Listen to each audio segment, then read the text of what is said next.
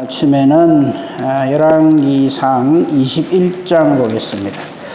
열왕기상도 이제 거의 끝나가요. 22장으로 끝이 나는데, 오늘 이 열왕기상 21장은 여러분 제목 말씀을 보시면 나봇의 포도원 이렇게 되어 있죠. 여기 보면 지금 북왕국 이스라엘 왕이 아합왕입니다. 아주 악한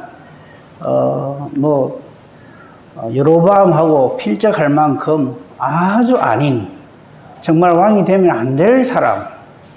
그러니까 엘리야를 하나님 보내셔서 지금 이제 계속 이렇게 내리치시는 그 대상이 바로 이 아합왕인데, 이 나봇의 포도원 이 사건을 통해서 이 아합왕이 왜 이러는가?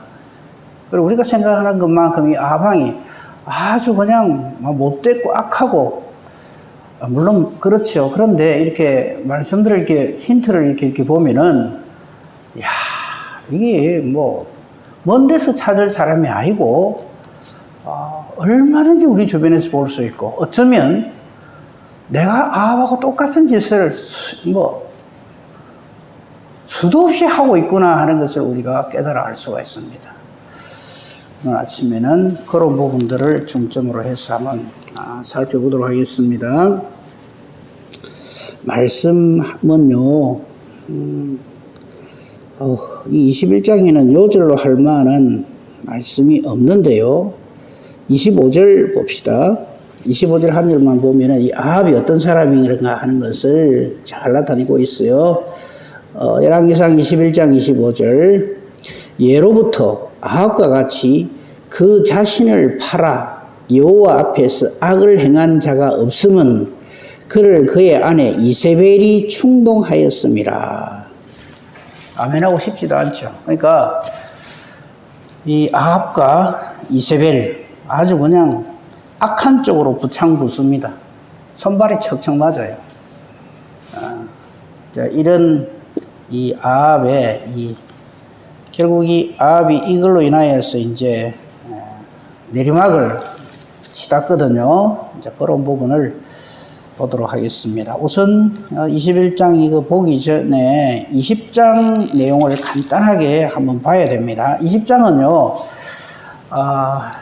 그 당시에 이스라엘보다 훨씬 강한 아람이 이스라엘에게 전쟁을 걸어오는 내용이 기록되어져 있어요. 20장을 한번 보세요. 거기 보면 아람과 이스라엘의 싸움이 되어 있죠. 제목이요. 아람의 그 당시 왕은 베나다였습니다. 그리고 1절에 보면은 그에게는 주변에 있는 나라 32명의 왕이 함께 했어요. 그리고는 북왕국 이스라엘의 수도인 사마리아를 공격을 해왔습니다. 에워싸고요. 그러니까 그 당시 북왕국 이스라엘 왕인 아합은 어쩔 줄을 몰라 하죠. 근데 하나님은 이거 한번 답을 해보세요. 이 아합왕이 승리하도록 하십니다. 두 번이나요. 1차전 승리는 이 베나닷이 16절 보십시오. 장막에서 저를 돕는 왕 32명과 더불어서 먹고 마시고 취하고 있었어요. 아주 그냥 기고만장 이래 하는 것을 하나님께서 내리치시죠. 그죠? 이때 아합이 전쟁의 1차전에서 승리할 때도 하나님께서 아합에게 방법을 다 가르쳐 주십니다. 그게 13절이에요. 20장 13절에 보면 한 선지자가 아합 왕에게 오늘 네 손에 이들을 넘기겠다. 그래서 내가 여호와인 줄을 알게 하겠다. 이런 말씀하십니다. 아합이 이해가 안 돼가지고 이걸 어떻게 하실 겁니까? 이러하니까 각 지방 고관의 청년들로부터 승리를 하게 하리라. 그게 14절이죠. 그럼 싸움은 누가 시작할 거예요? 그러니까 네가 해라. 그래서 그대로 순종했더니 대승리를 거둡니다. 그게 21절에 이스라엘 왕이 나가서 말과 병거를 치고 또 아람 사람을 쳐서 크게 이겼더라. 1차전에서 패배한 베나닷이 가만히 있겠어요? 아람 왕 베나닷이 자기가 처음에 실수했다. 두 번째 또 공격을 해옵니다. 그게 22절부터예요. 아람 군대의 두 번째 공격, 여기에도 하나님께서 다 길을 주십니다. 1차전에서 승리하게 했던 하나님이 그 선지자, 사용하신 그 선지자가 2차전에도 역시 등장을 합니다. 그게 22절에 그 선지자가 이스라엘 왕 아합에게 힘을 기르소서 준비를 하소서. 해가 바뀌면 반드시 올 겁니다. 저들의 신이 평지 신이기 때문에 평지 싸움을 이길 거다 하고 또 달라들 겁니다 하는 말씀이 기록되어져 있어요. 누가 보더라도 이스라엘은 이 전쟁에서 질 수밖에 없어요. 그게 27절 끝부분에 보면요. 진영을 서로 이루었는데 이스라엘 자수는 두 무리의 적은 염소떼 같고 아람은 그 땅에 가득했어요. 이거 상대가 안 되는 거죠. 그때 하나님의 사람이 다시금 하나님께서 너로 하여금 승리케 하신다 해서 전쟁을 했는데 인간의 생각으로는 그 이유를 찾을 수가 없어요. 어쨌든 하나님은 이스라엘 편에 서서 전쟁의 신이시잖아요. 전쟁은 하나님께 속한 것. 그 결과 30절 끝부분에 보면 베나닷은 도망을 합니다. 항복이죠. 그래가지고 이제 이 베나닷이 생명을 구걸하기 위해서 31절 중반절에 보면 굵은 배로 허리를 동이고 테두리를 머리에 쓰고 이스라엘 왕에게로 가서 살려주세요. 이렇게 구걸을 합니다. 그러면 하나님의 뜻을 아방이 물어야죠. 근데 아방은 기고만장. 우리가 항상 하나님을 할 때요. 기고만장하면 안 돼요. 절대 겸손해야 됩니다. 무슨 일을 만나든지 간에 하나님의 뜻이 무엇입니까? 이래 물어야지.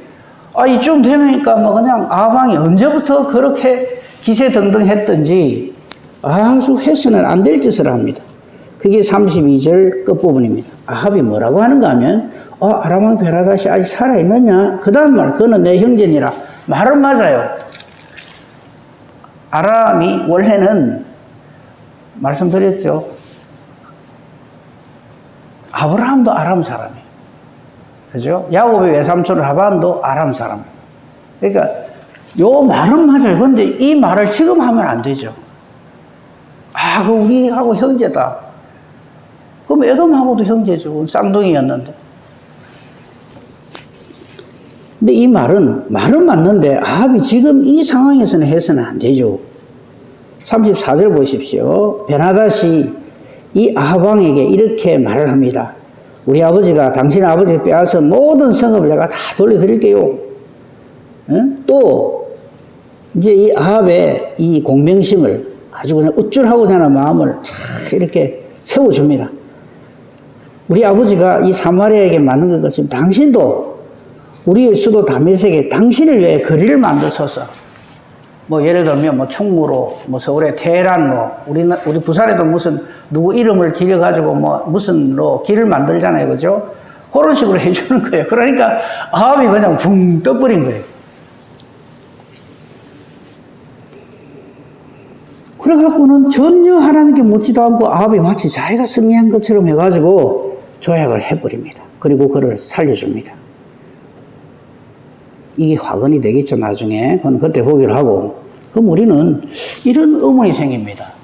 이 우상성기고 형편없는 이 아방에게 왜 하나님이 이렇게 두 번씩이나 승리케 하시는가? 왜 그렇다고 생각합니까? 어렵습니까? 제가 그러면 객관식으로 1번 아방이 이뻐서 2번 이스라엘 백성을 생각해서 문제가 너무 어렵죠, 그죠? 이스라엘 백성을 생각합니다. 아합이 이뻐서 이렇게 하는 거 아니에요. 이 아람에게 맡겨버리면 이스라엘이 진멸당한단 말이죠. 그래서 그런 줄 알아야 돼요. 우리도요, 내가 하나님 앞에서 형통하고 뭐 이게 잘 되고 할 적에요, 내가 뭐 어째서 그런 줄 알고 그렇게 하면 큰일 납니다. 절대 그러면 안 됩니다. 우리 보세요. 이 왕입니까? 네. 형편없는데 하나님이 이렇게 승리를 하신 이유는 하나님의 그 믿음의 선진 종들과 했던 약속이 있잖아요. 이스라엘 12지파 하나님께서 함께 하시고 붙들어 주시겠다. 그렇죠? 장차 오실 메시아를 통해서 온전한 구원을 이루시기 위해서 이 이방의 왕으로부터 구원해 주시는 그게 이 전쟁의 승리의 원인이지. 아합은 지금 자기가 뭐 대단한 전쟁의 무슨 뭐 영웅이나 되는 것처럼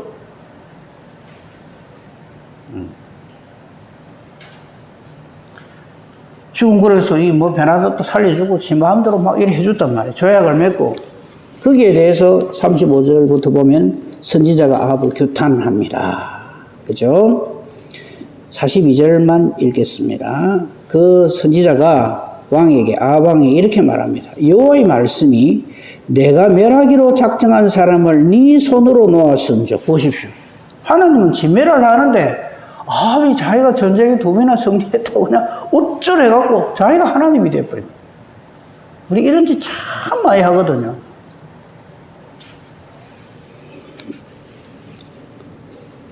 그래서 네 목숨은 그의 목숨 대신하고 네 백성은 그의 백성을 대신하고, 그래서 이스라엘 백성들이 생고생을 하는 거예요.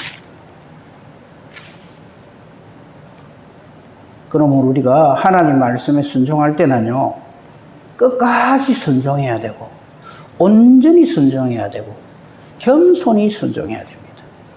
뭐 내가 이 정도 하면 됐지, 그게 교만입니다. 하나님 말씀은 죽기 살기로 순종해야 됩니다. 아무리 상대방이 그럴듯하게 포장을 해서 막 이래 해도 딱 하나님의 말씀이 아니면 단호하게 거절을 해야 됩니다. 그래서 지금 아합은 기고만장해 있어요. 2번이나 전쟁해가지고 이겼으니까. 근데 이 아람이 이렇게 지는 이유도요, 큰 하나님의 틀에서 보면 요래저야 뭐 어떤 말씀이 이루어지느냐 하면요, 19장 15절 말씀이 이루어지는 거예요. 19장 15절에 우리 또 한 사람의 참, 아이고, 이 하나님 사람 만나 싶은 사람이 있었잖아요. 엘리야. 우리가 존경에 맞지 않는 엘리야가 아합 그리고 이세벨에게 쩔쩔쩔쩔 맬 때 하나님께서 하신 말씀이 있죠. 19장 15절에 보면 여호와께서 그에게 엘리야에게 이르시되 너는 내 길을 돌이켜 광야를 통하여 다메섹에 가서 이르거든 하사엘에게 기름을 부어 아람 왕이 되게 하고, 이 하사엘이 아람 왕 되는 데 있어서 결정적인 역할을 하는 것이 이 아람 왕 베나다시 2번의 전쟁에서 아합 왕에게 깨지는 거거든요. 이런 큰 하나님의 틀 안에서 이 모든 역사가 이루어진다는 거예요. 그러니까 우리가 참 한치 앞도 모르는, 우리가 이 하나님의 큰 뜻도 모르면서 뭐 이러면 된다 저러면 된다 그러면 안 돼요. 그걸 우리가 또 한 번 깨달아 알 수가 있고, 제가 좀 전에 아합에게 왜 승리를 주시는가 그 말씀드렸죠. 자, 이제 오늘 21장으로 넘어가 봅시다. 이 나봇의 포도원, 이 안의 내용은 간단하게 이겁니다. 이 이제 아합이 전쟁에도 승리하고 해가지고 기고만장해 있잖아요. 그런데 나봇이라고 하는 사람이 이 포도원을 갖고 있는데 이 포도원이 너무 가지고 싶은 거예요, 아합이. 근데 이 아합이 어떤 면에서 보면 참 뭐라 그래야 될까요? 성격이요. 첫째, 마누라한테 꼼짝 못하고. 두 번째, 뭐라 그러니까 아주 못되고 막 포악하고 막 성질 부리고 이런 건 또 아니에요. 나름 그래도 성격이 좀 유순한 편이에요. 그러니까 이 나봇의 포도를 가지고자 했을 적에 나봇이 딱 한마디로 거절합니다. 그 거절하는 내용이 보면요, 참 우리가 본받을 만해요. 그게 뭐냐 하니까 3절이에요. 아봇이 나봇에게 야 그거 좀 내한테 주면 좋겠다, 아니면은 뭐 내한테 팔아라 이랬단 말이죠. 뭐 아합이 그 틀린 말은 아니에요. 그냥 돈 줄 테니까 팔아라, 그게 2절이고 3절에 나봇이 아합에게 뭐라고 얘기하나, 거절의 뜻을 딱 말하면서 저는 그냥 팔기 싫은데요, 이게 아니고요, 내 조상의 유산을 왕에게 주기를 여호와께서 금하실 것입니다, 이런 말을 해요. 그러니까 하나님께서 우리 집안에게 주신 유업이기 때문에 아무리 왕이지만 그렇게 팔 수는 없습니다. 이 나봇의 이 말이 옳죠, 맞죠. 그러면 이 아방이 아주 못되고 포악한 왕 같은 무자겠어요. 시끄러! 이래가 강제로 뺐을 건데, 이 말을 듣고 아합이 어떻게 보면 이런 표현이 참 적절할지 모르겠습니다. 좀 귀여운 구석도 있어요, 아합이. 이 말을 듣고는 그냥 그 4절 중반절에 보십시오. 아합이 근심하고 답답해가 왕궁에 돌아가 침상에 들어 누워가 밥도 안 먹고 이런단 말이죠. 좀, 예? 우리가 생각하는 그 아합은 아주 그냥 우상 섬기고 아주 못됐고 막 포악하고 이럴 것 같잖아요. 근데 자기 백성이 그 말 하니까 그냥 집에 돌아와가지고 꿍꿍 앓고 그냥 아이고 저 포도원 갖고 싶은데 이 들어두고 자리 보존하고 밥도 안 먹고 좀 뺏기 갖고 이랬단 말이죠. 근데 이거는 이제 충동이라는 이 마누라가 아내가 이세벨이에요. 이세벨이 이거를 또 보고 왜 그러냐 하고 이제 이유를 알게 됐어요. 왜 그럽니까? 왜 식사도 안 하고 이렇게 들어두고 있습니까? 하니까 나봇의 포도원 이야기를 했단 말이죠. 그러니까 7절 보십시오. 이 이세벨이 아합을 아주 아합되게 만들어요. 뭐라 그러냐면 왕이 지금 이스라엘 나라의 왕입니까? 아, 지금 그걸 일이라고 합니까? 하면서는 밥 먹고 마음 즐겁게 하셔서 내가 그거 드릴게요. 이란단 말이죠. 그러고는 8절부터 아주 못된 꾀를 정합니다. 그 못된 꾀란 게 딴 거 아니에요. 10절에 보면 불량자 두 사람을 거짓 증인으로 세워가지고 하나님과 왕을 저주했다 하게 거짓말을 퍼뜨리고 그냥 돌로 쳐주게 뺏기렸어요. 이세벨이 말하자면 좀 남자 성격이죠. 아주 못됐고. 반면에 아합은요, 이 장면을 보면서, 아이고, 이 아합이 그래서, 자기 백성이 그래 말했다고 해서, 가가 들어누워가 밥도 안 먹고 이런 게 좀 있어요. 그런 부분이 나중에 또 나옵니다. 어쨌든 그래가지고 빼들어 버렸어요. 이게 13절입니다. 때에 불량자 두 사람이 들어와 그의 앞에 앉아서 백성들 앞에서 나봇에게 증언을 하기를 나봇이 하나님의 왕을 저주하였다 하니까 무리가 이 군중심리죠. 나봇의 말은 들어보지도 안 하고 그냥 돌로 쳐 죽여버렸어요. 그러니까 15절 이세벨이 그대로 다 빼들어가지고 주는 거예요. 그러니까 이 아합 보십시오. 16절입니다. 이해가 됩니까? 아합이 이 아방이 나봇이 죽었다는 걸 듣고는 곧 일어나 그걸 차지하러 거리로 쫓아 내려가는 거예요. 왕이 아니죠, 이건. 무슨 애도 아니고. 근데 우리가 이래 합니다. 참 쉽게 이래 합니다. 내 뜻이 이루어지면 그냥 좋아서 놈이 어찌 되든 말든 그냥 좋아가지고 이런 악행을 눈도 까딱 안 하고 저지르거든.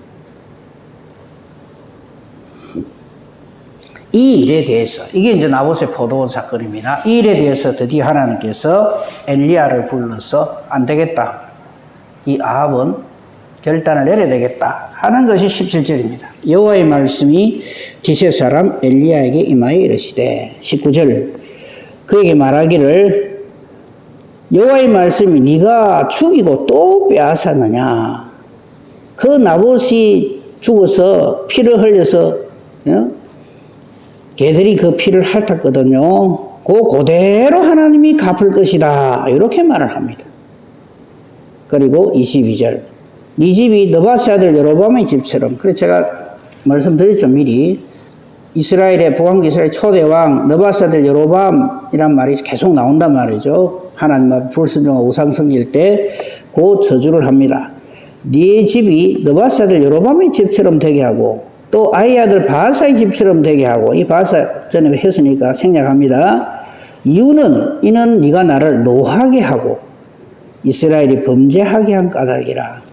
우리가 항상 생각해야 될 게 혹시 나의 이 말, 생각, 행동이 하나님의 진노를 유발시키는 게 아닌가. 이걸 항상 생각해야 돼요. 그냥 내 눈에 좋다고 내 마음에 든다고 훅 해버리면 안 된다 이 말이죠. 이세벨에 대해서도 23절에 똑같은 저주를 합니다. 그리고 25절 예로부터 아까 같이 아까 우리가 요절이라고 읽은 거죠. 그 자신을 팔아서 여호와 앞에서 악을 행한 자가 없었다. 그리고 그 일에 이세벨이 충동질을 했다. 부부는 서로 돕는 배필이 돼야 됩니다. 근데 선하게 돕는 배필이 돼야지 악한 부창부서가 되면 안 돼요.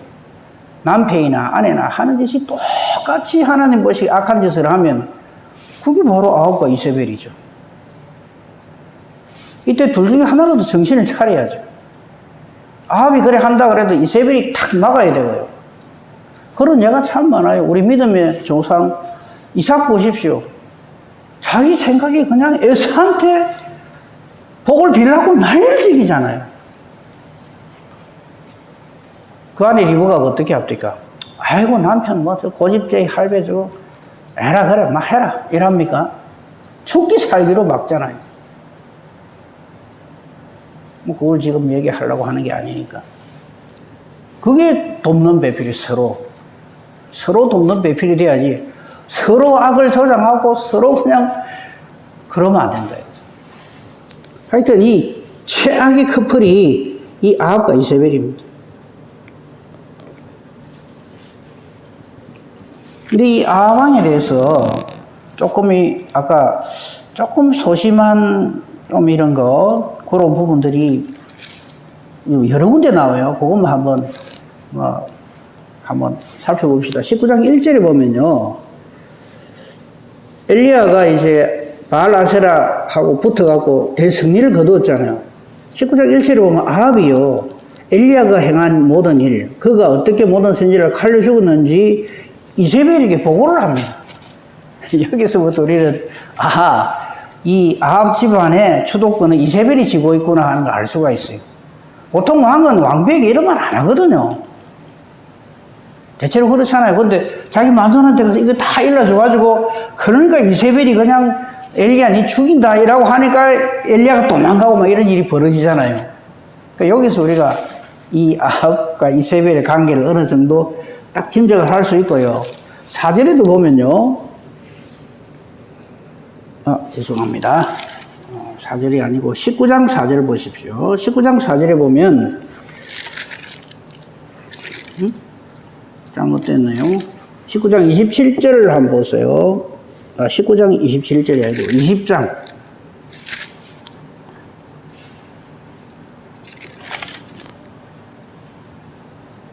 제가 잘못 기록을 한 것 같아. 21장 4절에 보면요. 아까 우리 잠깐 봤잖아요. 나봇이 아합에게 이거 우리 조상의 유산이니까 못 팝니다 하니까 아합이 그냥 근심하고 답답해가 집에 돌아와가지고는 침상에 누워서 얼굴을 돌린단 말이에요. 사람을 안 만나려 한다. 왜 그러십니까? 아니다. 말하기 싫다. 이거죠. 그 성격이 굉장히 내성적이에요. 그리고 식사도 안 하고. 그러니까 이 문제를 이세벨이 해결을 하잖아요. 그죠? 그리고 27절이 보면은 또 좀 이런 표현이 어쩔지 모르겠는데 좀 귀여운 구석이 있어요. 아방이. 이제 엘리야가 와서 이제 이 일에 대해서 하나님이 너를 칠 것이다 하니까 27절을 보면 아합이 이 모든 말씀을 들을 때에 그의 옷을 찢고 굵은 배로 몸을 동이고 금식하고 굵은 배에 누우며 또 풀이 죽어 다니더라. 이래 돼 있어요. 좀 그렇죠. 그죠? 왕이. 못된 왕이나 뭐 이렇게, 여로밤이나 이런 사람들은 그냥 그래 하든가 말든가 그냥 막 저놈 잡아라, 죽이라 막 이래 하잖아요. 그죠? 선지자 자기 저주를 하면. 근데 아합은 요렇게 할 때 그냥 풀이 팍 죽어 댕긴다고 이래 돼 있어요. 이게 대해서, 자, 이거는 문제입니다. 여러분 한번 알아맞혀 보세요. 여호와께서 엘리야에게 이렇게 말씀합니다. 29절에 엘리야에게 하나님이 아합이 내 앞에서 겸비함을 네가 보느냐?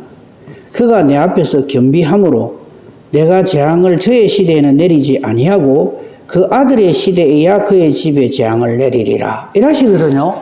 왜 이러실까요, 하나님? 이게 좀 아합에게만 그런 게 아니고 전에 솔로몬이 우상 섬기고 막 엉망진창으로 할 적에도 나라를 딱 그쪽 아래 낼 적에도 네 대에는 하지 않고 그 부분 한번 볼까요? 11장 열왕기상 11장 12절에 보면 솔로몬의 마음이 여호와를 떠났을 때 하나님께서 이런 말을 합니다. 그러나 네 아버지 다윗을 위하여 네 세대에는 이 일을 행하지 아니하고 네 아들의 손에서 이 나라를 딱 빼앗겠다. 그래서 두동강이 내겠다. 이런 말씀을 하셨거든요. 하나님 왜 이러실까요? 우리 보고 아버지 잘 만나라 이런 뜻일까요?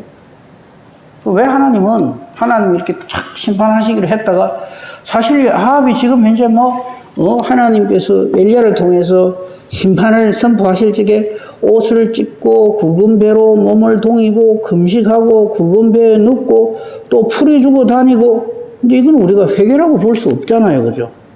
회개라고 할 것 같으면 완전히 여호와 하나님께로 돌아와야죠. 우상 섬기는 거 다 때려치우고. 이건 그냥 이 아합의 성격이 아까도 말씀드린 대로 조금 이래 좀 애기 같아갖고 뭐 좀 누가 뭐라 하면 그냥 상처받고 뭐 좀 이런 경향이 있어요. 네? 근데 이제 제가 질문을 드리는 거는 하나님 왜 이러시냐. 왜 그 대에는 안 하고 그 자식 대에 그래 하겠다 하는 말씀을 이렇게 하실까? 왜 그럴까요?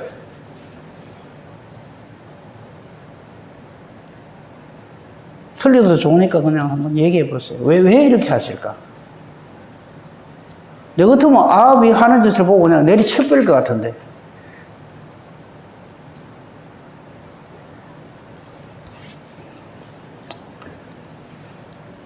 아침부터 그런 거 질문하지 마라 이런 표정이 전부 다. 예. 제 생각은 이렇습니다. 하나님 왜 이렇게 하시는가 하면 회개의 기회를 주신다고 생각을 합니다. 회개해라. 그러니까 언제나 우리 하나님은요, 항상 긍휼이 풍성하셨어요. 노하기를 더디하시고, 이 말을 할 적에는요, 이 말을 들을 적에 솔로몬이나 이 아합이, 그래, 내 대에는 괜찮네. 그럼 나는 괜찮다. 걱정 안 한다. 이러면 이건 안 되는 거예요. 뭐, 우리 아들이야, 뭐, 지 알아서 하겠지. 이러면서. 그건 부모가 아니죠. 이런 말을 딱 주실 그때부터 그냥 납작하고 때려드리는 거예요. 잘못했습니다. 회개합니다. 절대 안 그러겠습니다. 차라리 내 목숨을 뭐 어떻게 하십시오. 내 자식은 그렇게 하지 마십시오. 내 자식 때에는 나로 인하여서 하나님이 천대까지 은혜를 베푸시는 그런 부모가 되고 싶습니다. 이래 돼야지. 그래요. 뭐 내 대에는 괜찮으니까 뭐 나는 잘 먹고 잘 살다가 지 한번 지 알아서 하겠지. 이런 식이 되면 안 되죠. 그래서 하나님께서 이런 말씀을 하실 때는 너 대에는 하지 않고 그 아들 시대에 그의 집에 재앙을 내리리라. 이거는요, 하나님께 불순종하면 누구에게나 하나님의 심판이 임하는데 하나님이 이렇게 말씀하시는 것은 회개의 기회를 주신다. 그렇게 생각을 합니다. 그래서 우리가 회개의 기회가 있을 때 하나님 앞에 회개하고 정말 말씀대로 그렇게 살아야 할 것입니다. 우리는 오늘 이 아합의 이 여러 가지 면면들을 우리가 살폈습니다만요. 이런 말씀들은 옛날에 아합에게 그런 일이 있었대. 이게 아니고 바로 나의 이야기다. 하나님께서 내게 말씀을 주신다. 너는 어떻게 사느냐? 이것을 묻는 바로 그 장면이다. 하나님께서 회개의 기회를 주실 때 회개함으로 하나님 앞에 살아가는 복된 저와 여러분이기를 우리 주님의 이름으로 축복하며 축원합니다. 아멘. 감사합니다, 하나님. 우리 하나님 말씀, 생명의 말씀, 은혜의 말씀, 진리의 말씀, 또 우리를 사랑하시는 말씀인 것을 우리는 오늘 아침에 다시 한번 확인을 합니다. 우리 하나님 말씀 앞에 이 말씀의 뜻을 깨달아 알고 참으로 하나님 앞에서 나 자신을 보고 참으로 회개하면 하나님께서는 우리에게 구원을 베풀어 주시고 또 끝없는 놀라운 하나님의 은혜로 우리를 품어주시는 것을 오늘 이 말씀을 통해서 다시 한번 확인을 합니다. 이 세상을 살아갈 때에 어떤 형편, 처지, 상황이 있더라도 하나님 말씀에 절대 순종하며 살아가는 저희들을 되게 하여 주시옵소서. 오늘도 이 말씀을 붙들고 기도합니다. 우리의 기도가 하나님의 뜻과 같기만을 간절히 소망합니다. 내 생각, 내 소원, 내 뜻이 이루어지는 것이 아니라 오직 하나님의 뜻만이 이루어짐을 알기에 우리는 하나님 말씀 붙들고 기도하오니 우리의 기도가 하나님의 뜻과 같기만 하시옵소서. 기도하는 대로 하나님이 기뻐하시며 응답해 주시는 능력 있는 의인의 강구가 되게 하옵소서. 범사대소사 오직 주님 손에 부탁합니다. 감사하며 우리 주 예수 그리스도 이름으로 기도합니다. 아멘.